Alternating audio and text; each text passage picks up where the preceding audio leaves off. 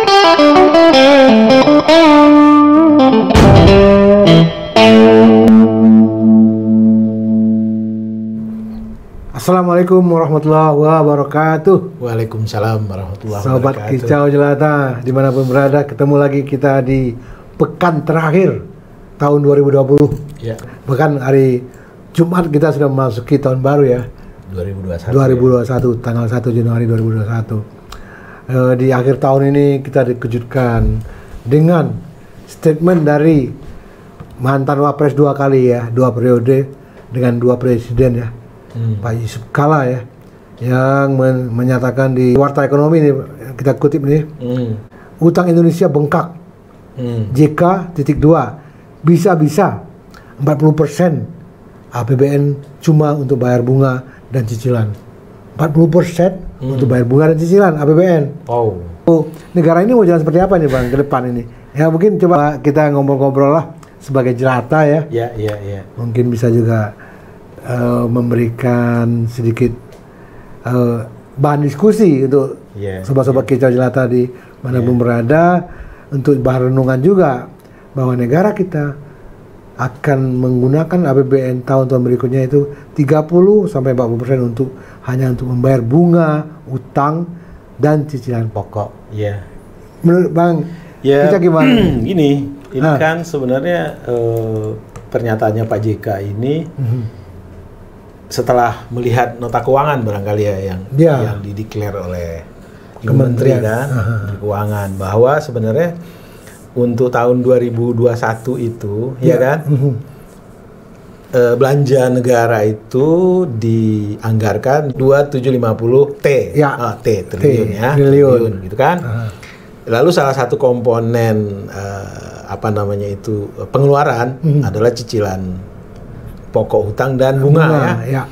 Itu sebesar 1177 T ya, 1177,4 T ya. Nah kalau kita hitung ya itu kan lebih kurang 40% dari 2750 ya kan APBN. Ya, berarti benar juga statementnya Pak JK ya. Benar. Dan 1177,4 T itu komponen bunganya saja itu 373 T. 373 T. Mencicil pokok 1177 kurang 373. Oke. 800 sekian lah ya. 800 sekian itu adalah untuk cicil pokok. Lalu pendapatan sendiri, pendapatan dalam negeri gitu kan, yang artinya yang bisa diambil lah dari pajak dan PNBP ya. Itu diproyeksikan 1743 T. 743 T. Artinya kalau dilihat dengan pengeluaran yang 2750 ini kan harus blingsatan juga nutupin ya defisit ini kan. Artinya defisit kurang lebih 1.000 triliun. Defisitnya. Ya. Nah, ini di mana dicarikan? Tentu dari minjam lagi atau dari minjam lagi atau minjam lagi nerbitkan sun atau apa ya. Macam gitu kan. Jadi intinya memang pilihan nggak banyak ya. Kita nggak punya keleluasaan di bidang fiskal, udah nggak begitu banyak pilihan gitu ya. Dan ini kan analoginya seperti ini nih, Bung Jela. Kita anggaplah dalam satu rumah tangga gitu ya. Kita punya penghasilan yang predictable, katakanlah 10 juta. Sementara pengeluaran yang nggak bisa dihindari setiap bulannya. Setiap bulannya 20 juta. 26 juta. 20 juta lah kita. 20 juta. Berarti artinya kepala keluarga harus jungkir balik nyari talangan 10 juta. 10 juta. Oke. Lalu yang 20 juta ini kadung misalnya dulu si kepala keluarga entah mungkin lifestyle-nya yang tinggi gitu kan, atau salah memilih pilihan investasi, dari pengeluaran 20 ini sebenarnya cicilan ke bank misalnya katakanlah 6 juta gitu ya. Yang dimana 6 juta ini tadinya katakanlah dia bangun kos-kosan atau apa, ternyata nggak menghasilkan apa-apa. Malah jadi beban tambahan karena kos-kosan harus dirawat segala macam gitu kan. Jadi kita berharap mudah-mudahan ini bukan karena kan selama 5 tahun ini kita tahu ya yang menjadi kebanggaan ya, yang kata-kata yang sering kita dengar didengung-dengungkan adalah infrastruktur. Kita membangun infrastruktur. Iya kan?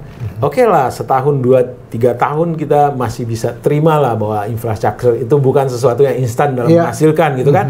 Tapi kalau tahun ke-6 wajar dong kita bertanya ya kan. Mana hasilnya? Mana tuh infrastruktur yang selama ini gitu kan? Iya. Katakanlah misalnya infrastruktur itu membangun waduk ya. Waduk yang diharapkan ada produktivitas di areal pertanian di sekitar waduk itu akan lebih meningkat. Yang tadinya 1 kali panen sekarang 2 kali, 3 kali gitu kan. Itu jelas ya kan. Tapi kalau infrastrukturnya jalan raya yang dibangun melintasi areal perkebunan luas yang notabene kiri kanannya adalah milik 1-2 gelintir orang, tentu nilai tambahnya patut kita pertanyakan gitu kan. Betul. Jadi ya barangkali satu saat kita coba bedah nih infrastruktur yang selalu didengung-dengungkan dalam bahasa jelatanya benar-benar ini produktif atau tidak, bolehlah ya. Mungkin untuk masyarakat belum terasa Bang, butuh waktu dong ya. Misalnya jalan dibikin di tengah hutan belantara, ya di situ ada perkebunan besar gitu kan. Kan nanti perkebunan besar ini akan menghasilkan. Walaupun hasilnya nanti dikembalikan, yang menikmati lebih dulu adalah investornya, tapi pasti ada dong trickle down teorinya dong yang mengalir ke masyarakat.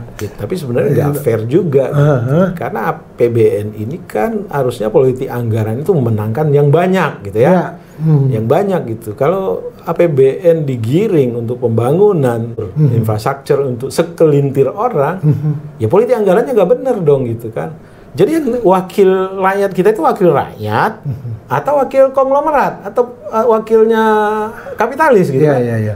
Artinya kan mereka yang merumuskan ya. Oke, kita bicara perumusan ya. Ini kan kita lihat ada rule-nya, ada aturannya.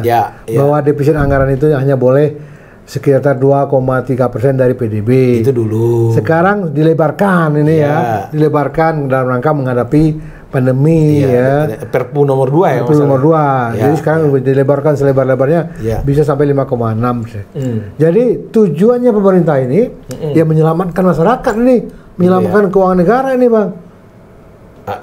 Harus dilihat nih, menyelamatkan masyarakat dengan menyelamatkan keuangan negara. Dan ini pun itu dua hal yang harus kita bahas tuh. Udah kesepakatan antara pemerintah dengan dewan wakil kita di DPR sana kan, mereka sudah. Jadi gini. Mereka lebih pintar-pintar dari kita loh. Kita terlalu besar lah. Kita mencoba menganalisis negara. Yang simpel-simpel aja lah bahasa jelata. Gitu. Bang Kicca ini kepala rumah tangga. Ya, tahu persis berapa kemampuan menghasilkan, gitu kan? Nah, kemampuan menghasilkan ini kan harus disesuaikan dengan pengeluaran. Ya, kita tahu pengeluaran ada yang namanya living cost. Ada biaya yang tidak bisa dihindarkan, listrik segala macam. Betul. Tetapi ada biaya yang di dalamnya itu opsi, pilihan gitu. Apakah mau memanjakan diri dengan berwisata atau menahan diri tidak berwisata, tetapi menambah nilai kemampuan anak, ya kan? Misalnya dalam pendidikan, ya kan? Segala macam gitu. Nah, ini kan soal pilihan. Kalau Bang Kicca memilih misalnya dalam keterbatasan itu wisata duluan, ada kapasitas anak yang harusnya bisa Bang Kicca tingkatkan, sehingga dengan memiliki kapasitas itu dia makin produktif, nilai tambah yang dihasilkannya itu besar, tentu itu lebih menjadi prioritas dibanding misalnya memilih wisata, ya kan? Atau katakanlah misalnya kita dihadapkan pada pilihan soal direct return sama indirect return. Misalnya nih Bang Kicca punya saving, katakanlah 100 juta. Saving 100 juta ini pilihannya apakah menyekolahkan anak ke pendidikan yang lebih tinggi, atau uang ini ditanam menjadi modal usaha, gitu ya. Modal usaha penting, menyekolahkan anak juga penting. Nah, critical poinnya yang mana yang dengan keterbatasan ini yang mau kita pilih, gitu kan?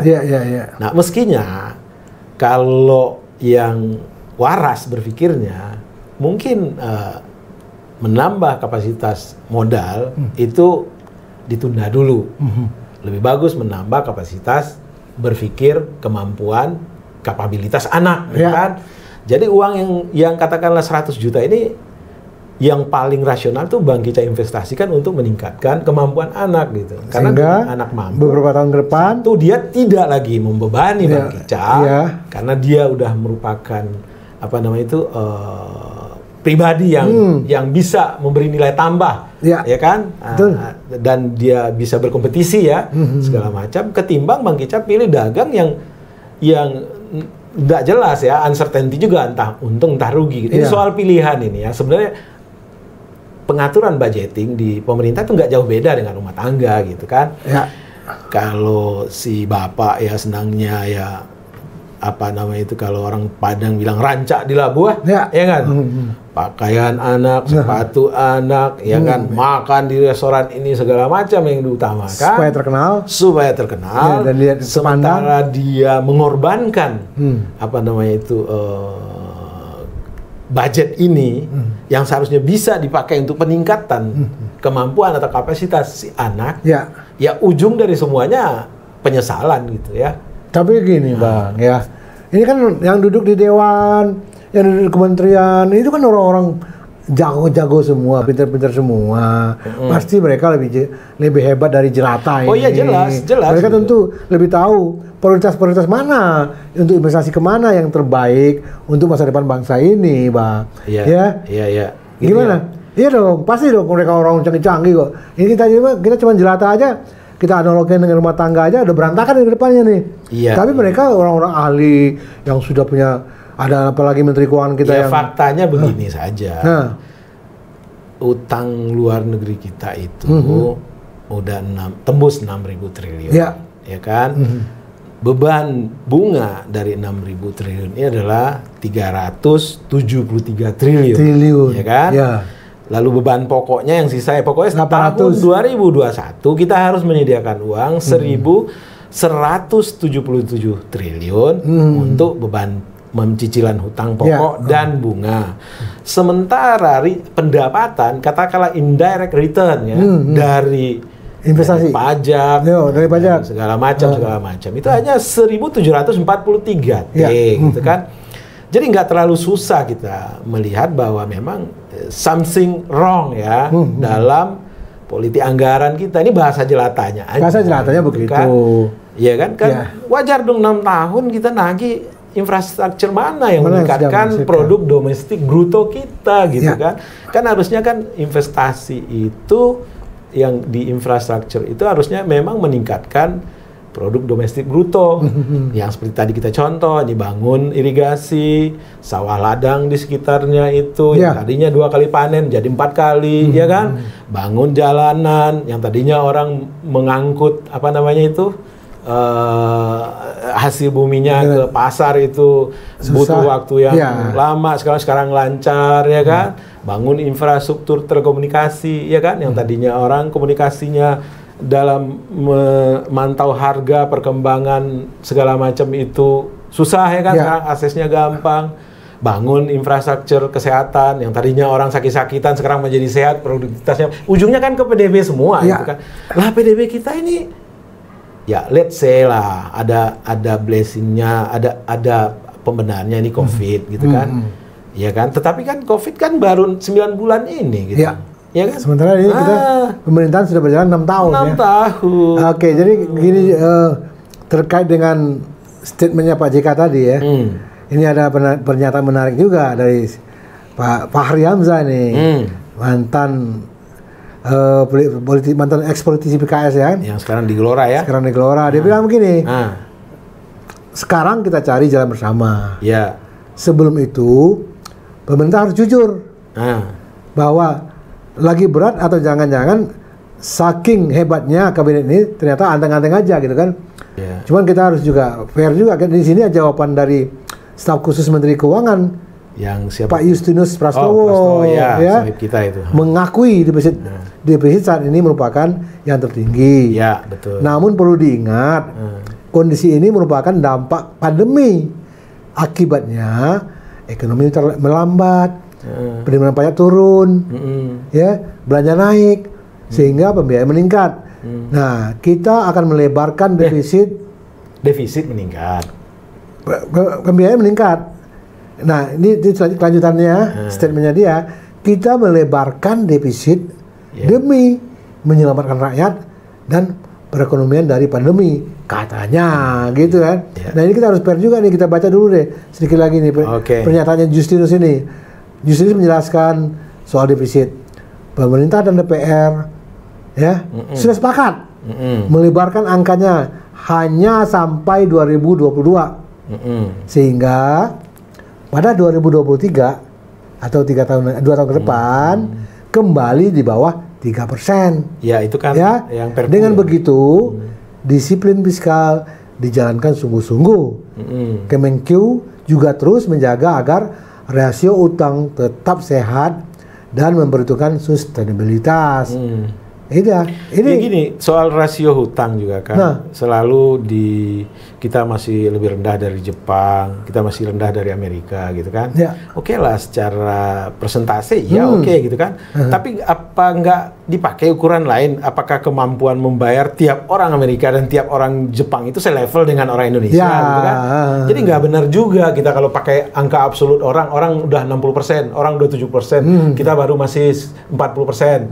Ya nggak benar juga. Harus dilihat juga ya itu tingkat kemampuan bayar per individu di Jepang, di Amerika ya jauh di atas kita, gitu kan? Jelas lah. Iya kan? Beda lah. Jadi PDB-nya itu ya nggak serta merta harus disanding-sandingkan begitu. Ya.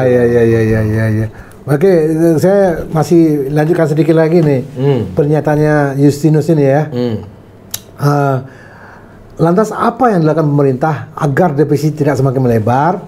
Kata Justinus, pemerintah sudah membatasi sampai dengan 2022.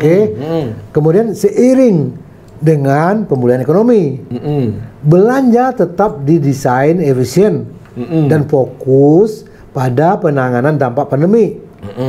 Penerimaan pajak sebagai andalan akan membaik seiring membaiknya perekonomian. Ya, itu. Maka sekarang fokus ke perbaikan regulasi dan administrasi pungkasnya. Nah, ini jadi fokusnya Bang, ya. Perbaikan regulasi dan administrasi. Artinya regulasi akan diperbaiki dan administrasi. Nah, kita sekarang mengharapkan ya semua pihak, ya ini ada himbauan untuk jihad nih Bang. Jihad regulasi atau jihad undang-undang atau jihad konstitusi. Sebenarnya, ikutilah itu undang-undang regulasi itu sesuai dengan yang sudah disepakati bersama. Jangan lagi ada yang dikedor-kedorin, dilebar-lebarin. Sebenarnya Bang Kicca pernah dengar pokoknya dari pengamat ekonomi. Intinya begini, bahwa regulasi itu bukan hambatan pertama dalam orang berinvestasi. Hambatan pertama itu justru korupsi gitu. Jadi sebenarnya bukan regulasi yang harus dibenarin gitu loh. Jadi, kan regulasi udah bagus nih.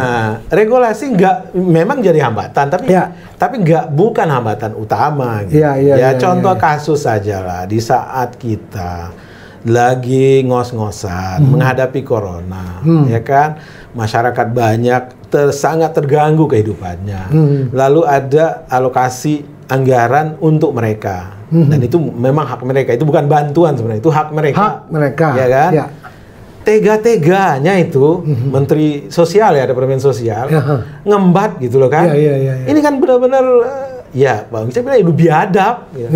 Biadab luar biasa gitu. Itu yang harus dibenahi gitu loh. Ya kan? Kita berharap lah Menteri baru ini nggak lagi membuat Pak Jokowi dalam posisi yang sulit ya. Nggak berbuat korupsi saja, posisi Pak Jokowi udah sulit dengan adanya pandemi ini kan. Jadi menteri ini ya berkaca lah gitu kan. Jadi saya pikir mungkin kita akan bahas lagi mengasalah menteri yang baru-baru ini Bang. Yang baru disepakati ini pada video berikutnya ya. Video ini kita tutup dulu.